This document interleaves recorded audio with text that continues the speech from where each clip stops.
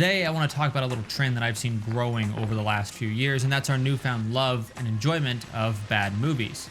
Whether you love 80s VHS action movies, shot on video schlock, Italian erotic thrillers, exploitation movies, B movies, or maybe even bad CGI ripoffs, bad movies seem to be going through a bit of a renaissance right now. Of course, Mystery Science Theater and Red Letter Media have existed for years and shown us the love and joy that can be found in watching bad movies. But something changed recently. Now these films, which used to only be relegated to an obscure VHS or maybe even a film print, are getting restored to glorious Blu-ray and sometimes even 4K.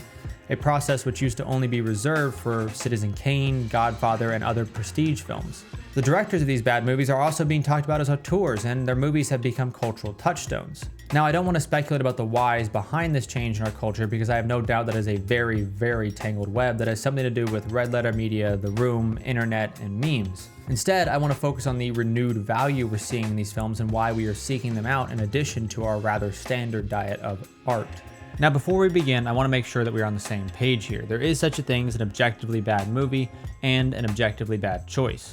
Take this shot, for instance. It's poorly lit, poorly exposed, and at an extremely bad tilt. Now, if this shot came at the climactic scene in a rom-com where my character expresses my love for the other main character, this shot is horrible.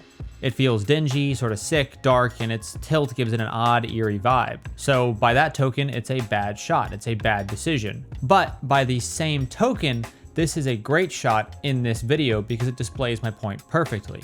What I'm saying here is that it's all about intent, or at least assumed intention, and what effect the shot, the scene, or the dialogue actually does. This may seem like a needless clarification, but I think it's important because it allows us to see the first reason why I believe we enjoy bad movies. Let's say a movie just set out to make a quick buck, be an exploitation movie, or be a B movie. It didn't set out to be the next Citizen Kane. Well then, if it did that, if it is an exploitation movie or a B movie, then it technically succeeded and thereby it's technically good. And I think we can recognize this well-executed schlock and the sort of fun that comes with that, the simplicity and at times the innocence of just knowing that something was just there for a quick cash grab and good on you, you grab some cash. And of course, the second reason why we enjoy bad movies is because we can't peel our eyes away from a bad car wreck, especially one with poorly timed one-liners and over-the-top explosions. So we love car crashes and the simple joys of well-executed schlock, but there's got to be more to it than that, right? Well, a little. I'm a firm believer that watching bad movies is like exploring the ocean. Sure, you could just stick to land and go see all the beauty of France, Italy, etc., etc.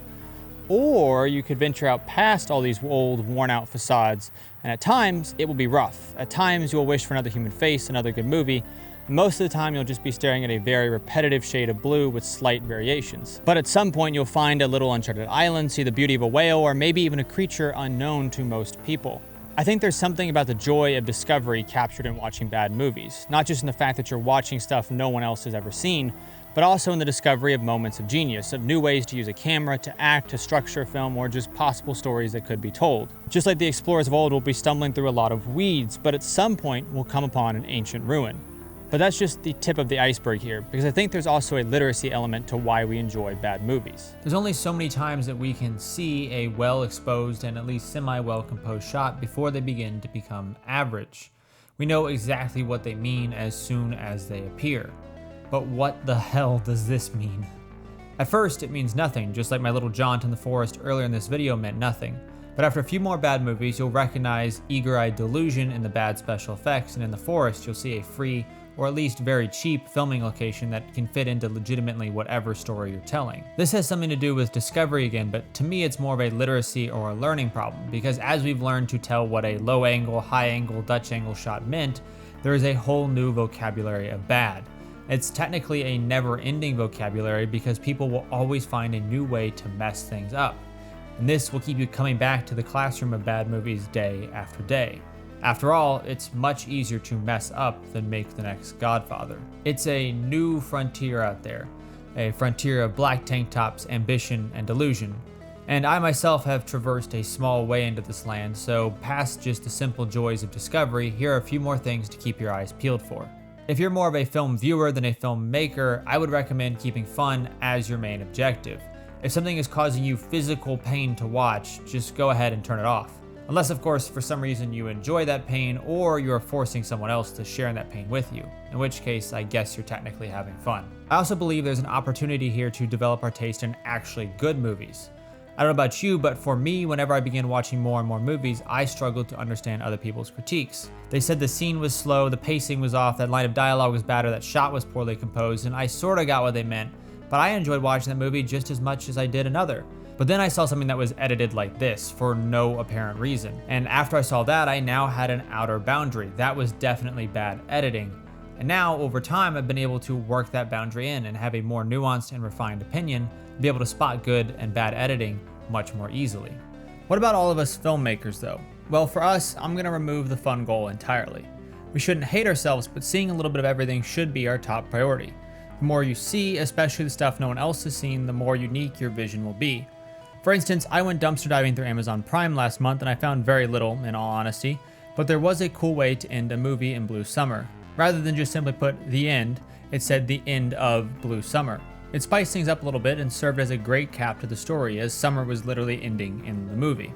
You'll find tons of these small inspirational moments no matter what movie you watch, but some of the most out there, odd, and innovative will be in bad movies. Now, you probably shouldn't be watching bad movies all the time as a filmmaker, because you do have to learn how to do stuff right at some point. But a big feast or the occasional snack won't spoil your appetite. In fact, it will probably make the next good movie you watch feel like water in the desert. So go out there and start your adventure of trash today. Look for those moments of genius, enjoy the discovery process, and educate yourself on what could be done and what not to do. Until next time, I hope you have a great day, and adios.